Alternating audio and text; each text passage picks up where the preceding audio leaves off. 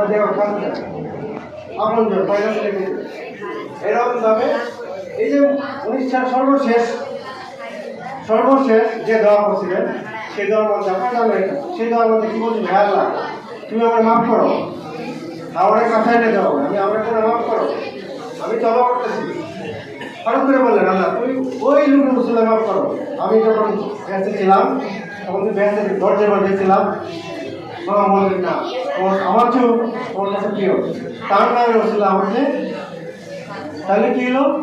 আদম আলাইহিসসালাম সবার আগে আসলেও এই যে আমাদের বিরাট নবী মুসা সাল্লাম ছিলেন সবার আগে এটাই হলো ওনাদের মূল কথা এর মধ্যে ওনার জীবন 33 বছর জিন্দিগি 63 বছর জীবন মক্কায় 13 বছর ওদের 10 বছর এর আগে 40 বছর এই 4-5টা ভাগ তোমরা যারা স্টুডেন্ট যারা শিক্ষক আমি সবাইকে বলবো আমি ইতিহাস ছাত্র হিসেবে বলতে এই 4টে ভাগে যদি ইতিহাসটা কেউ আয়ত্ত করে 4টে ভাগে 40 বছর 13 বছর 10 বছর 63 বছর তাহলে ইতিহাস খুব মুখস্থ হয়ে যাবে তো ইতিহাস হবে গল্পের মতো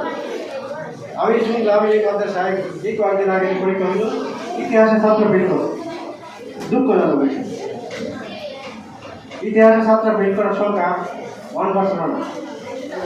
আকার আকৃতি তার ছায়ের গঠন উচ্চতা তখন প্রায় দেখা গেছে ওই চাপের সাথে মিলতে এই পায়ের চাপের সাথে মিলতে কারণ কি বলা হয়েছে 6 ফুট 7 ইঞ্চি পায়ের লম্বা ওই চাপটা আর এমনি ছোট হলো 2 ফুট 6 ইঞ্চি কারণ আমরা হাদিসে পাইছি আদমের উচ্চতা ছিল কত 60 গজ বা 60 ফুট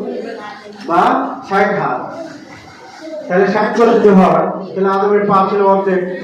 যেমন আমার শরীরে ভরি যদি 6 ফুট আমার পা অর্ধেক হচ্ছে 60 ফুট হলে Hey there. Subscribe to my channel.